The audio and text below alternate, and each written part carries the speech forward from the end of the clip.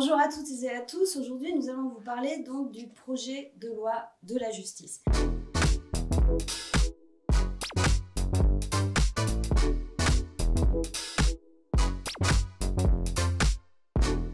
Ce texte que nous sommes en train d'examiner en commission des lois est arrivé après les états généraux de la justice qui ont été présentés dans les médias, voilà, grand renfort démagogique en nous disant que c'était quelque chose de citoyen, trop bien, etc.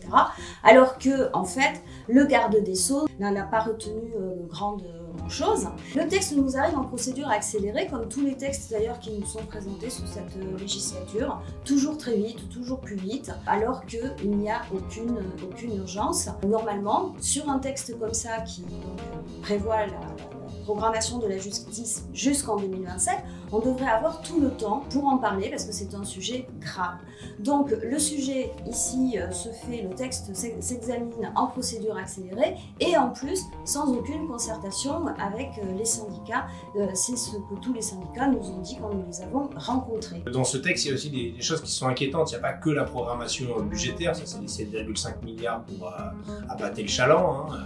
Ça fait un beau chiffre à afficher. Et quand on regarde dans les autres dispositions qui vont à côté, il y a notamment ces articles 2 et 3 qui concernent le pénal, qui sont sur lesquels voilà. Il y a deux, trois sujets, notamment la remise à plat du code de procédure pénale par une ordonnance visant à réécrire à droit constant, nous disent-ils, sauf pour faire des ajustements, blablabla, et donc ils s'enferment dans de la technique pour qu'en réalité, à la fin, cette simplification du code de procédure pénale n'aboutisse qu'à une accélération de la justice au détriment des droits de la défense, de l'égalité des armes et d'autres grands principes qui sont censés animer la justice pénale.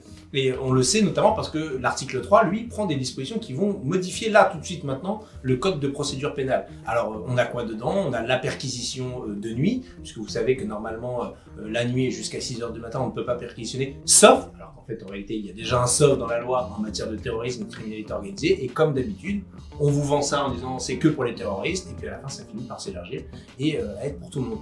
Pareil, pour les histoires de géolocalisation en temps réel. Jusqu'à présent, c'était soit par une balise posée sur la voiture, soit par le bornage classique de la ligne téléphonique. Là, demain, ils pourront prendre le contrôle de votre téléphone pour vous géolocaliser ou de n'importe quel objet connecté. À la limite, sur la géolocalisation, c'est peut-être ce qui est le moins problématique, mais ça ouvre la porte à la suite. C'est-à-dire, qu'est-ce qu'il y a aussi dans ce texte? Le fait que n'importe quel objet connecté puisse servir de source de surveillance d'une personne, soit d'activer de votre smartphone la caméra sans que vous le sachiez, le son, de votre montre connectée, de votre appareil de domotique à la maison, auquel vous pouvez lui dire ok, je ne citerai pas le nom de la marque et la phrase qui va derrière. C'est ça qui est en œuvre. Alors sous couvert de c'est un magistrat qui décide, mais enfin bon, on voit bien, regardez l'actualité avec les soulèvements de la Terre, vous voyez bien que ces dispositions, à la fin, sont utilisées aussi pour criminaliser l'action politique et les opposants au gouvernement, notamment les écologistes en ce moment. Donc on s'y est opposé en commission, on continuera le travail en séance, mais on a besoin que ça se sache dans le pays. Et puis donc un autre sujet, c'est que nous avance le garde des Sceaux, c'est le budget inédit de 7,5 milliards, mais bon, inédit mais quand même moindre que celui qu'a obtenu son collègue Darmanin pour la police. Et donc tout cet argent, où va-t-il passer? Nous, ce qu'on voit, c'est que l'accent va être mis sur la construction de 15 000 places de prison. Nous, on pense que construire plus, c'est enfermer davantage. Et par rapport à cette surpopulation carcérale que nous voulons combattre par une régulation carcérale, on n'a pas vraiment de réponse. Monsieur Dupond-Moretti nous dit qu'il va embaucher pléthore de magistrats, greffiers, etc.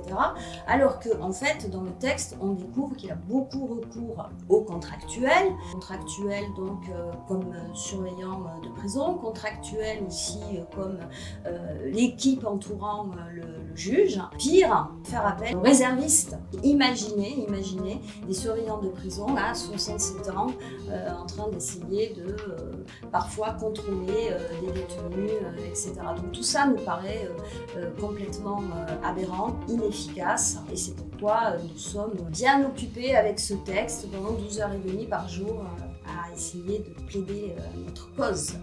Et d'ailleurs, cette cause, on pourra la plaider notamment dans l'annexe, parce que dans les lois de programmation et d'orientation, c'est un truc qu'avait mis en place Sarkozy à l'époque. Il y avait un rapport annexé qui est en gros la feuille de route, qui n'a pas de valeur législative en tant que telle, hein, qui n'est pas opposable, mais qui est la feuille de route, le mandat qui est donné au garde des Sceaux. Et là, ça tombe bien parce qu'on va pouvoir faire des amendements qui ne passent pas l'article 40, hein, vous savez, le fameux article qui nous permet d'éviter de parler de l'abrogation de la réforme des retraites.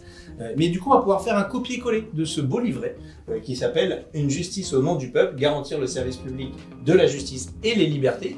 Donc on va faire CTRL-C, CTRL-V, on va mettre ça dans l'annexe notamment, et puis aussi par morceaux, parce que évidemment nous avons une vision alternative de ce qu'il conviendrait de faire, parce que c'est clair qu'il faut mettre du pognon sur la table pour le ministère de la Justice, il manque de magistrats, il manque de greffiers, etc. Le problème c'est pas qu'ils veuillent en recruter, on est d'accord avec ça, c'est la manière dont ils le font, c'est les perspectives qu'on se donne, et le cadre statutaire dans lequel tout ça s'insère. Donc voilà, comme on a déjà bien bossé pendant la campagne, on a tous les arguments, tout ce qu'il nous faut. Et c'est important de le dire parce que justement, on a un projet.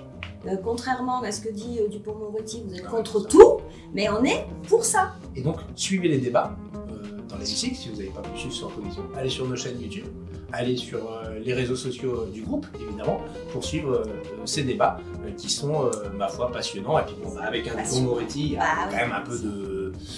Voilà, je vais en avoir pour votre argent.